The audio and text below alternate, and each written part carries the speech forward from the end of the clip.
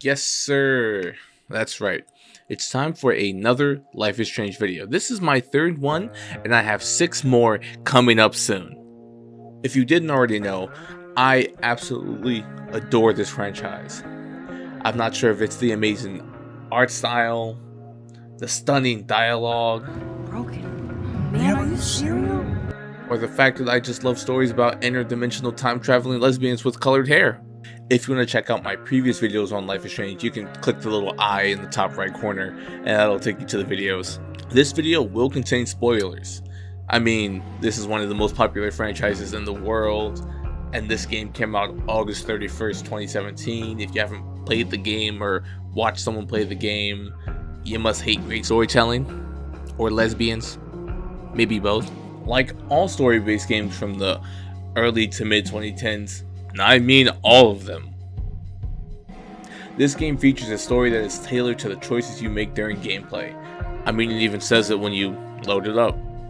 These games usually feature about 4 main endings. You have good ending A, good ending B, bad ending A, and then bad ending B.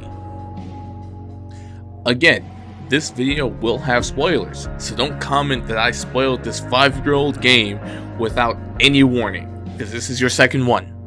This game is a prequel to the first game, so unfortunately, every ending has to transition into the first game reasonably well. Meaning there aren't 4 endings, there's one ending with Rachel and Chloe being friends, or being girlfriend and girlfriend, I guess.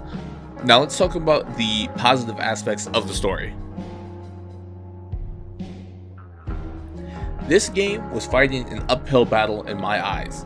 The first game was immensely popular and had a dedicated fan base, or stan base, but there were also people who hated this game for some legitimate and illegitimate reasons. So the people who hated the first game were probably going to hate the second game.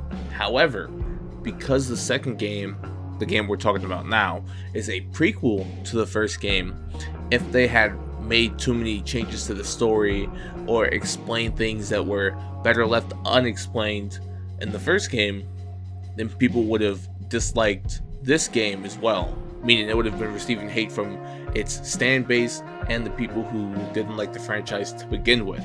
Fortunately, this did not happen to an unacceptable degree. But for now, we're going to talk about the positives of the game, like I mentioned before.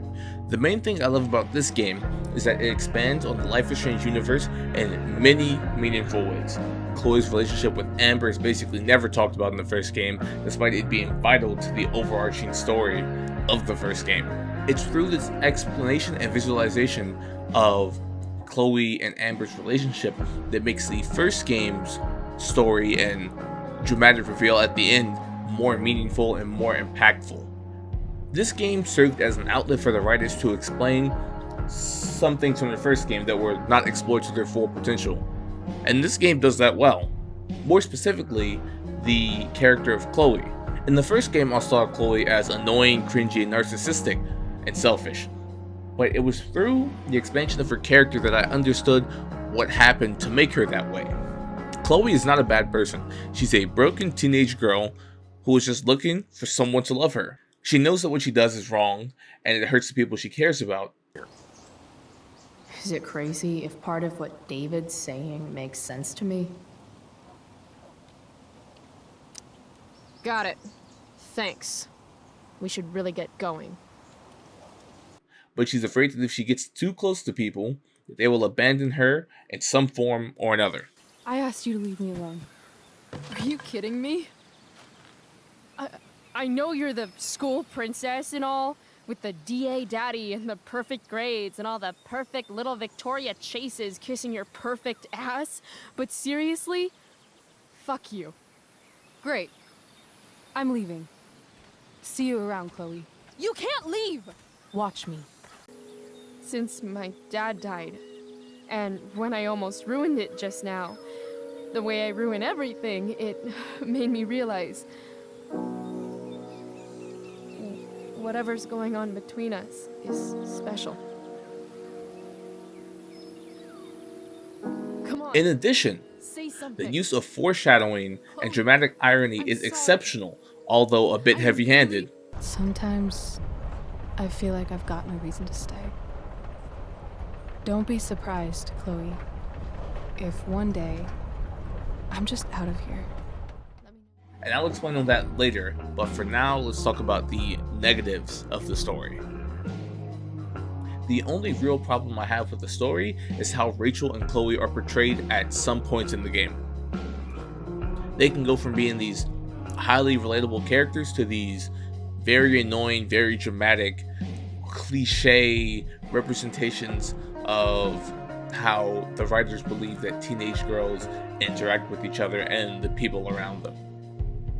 However, I will say that I have never been a teenage girl, and maybe this is how they act. So I'm not sure if that's a problem with the writing or the fact that I just don't like teenage girls. Other than that, the only other problem I have with the game is that it can feel a bit sluggish and stale at points, but there's not much you can do with what's essentially a point-and-click adventure game. You play these games entirely for the story and not necessarily the gameplay. This is why I never talk about the gameplay for this genre of games.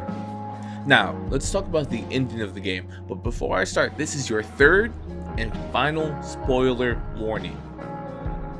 Throughout this video, I have mentioned that this game is a prequel to the first game.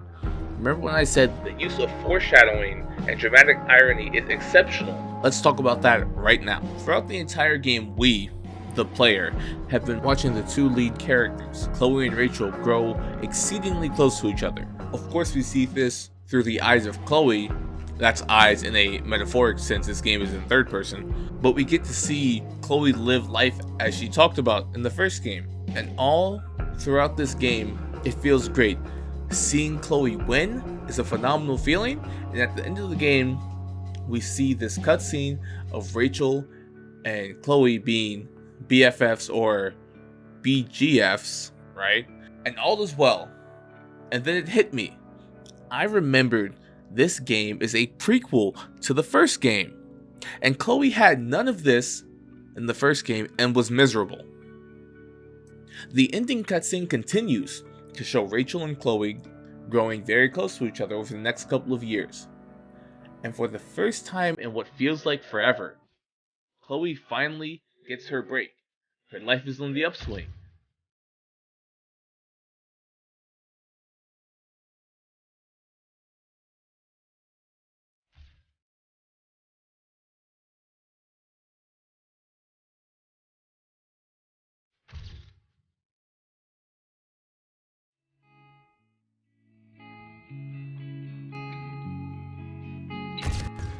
Then we cut to Rachel's phone ringing from Chloe's missed calls while pictures are being taken in the background.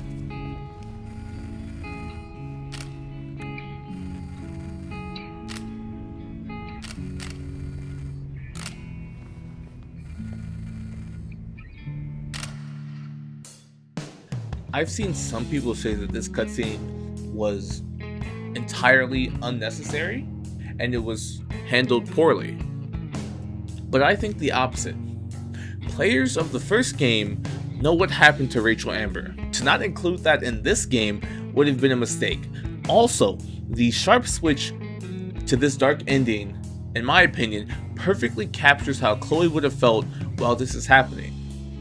She goes from an awful situation to meeting Rachel Amber to her life drastically improving to that one ray of sunlight, the light at the end of the tunnel, being completely taken away from her in a moment's notice. This game broke my heart again. The writers managed to make a character that I hated into a character I was happy to see win and devastated to see suffer. Chloe is not a bad person. She is a perpetual victim of a tragic state of affairs. After all, we all live in a house on fire. No fire department to call, no way out. Just the upstairs window to look out of while the fire burns the house down with us trapped, locked in it.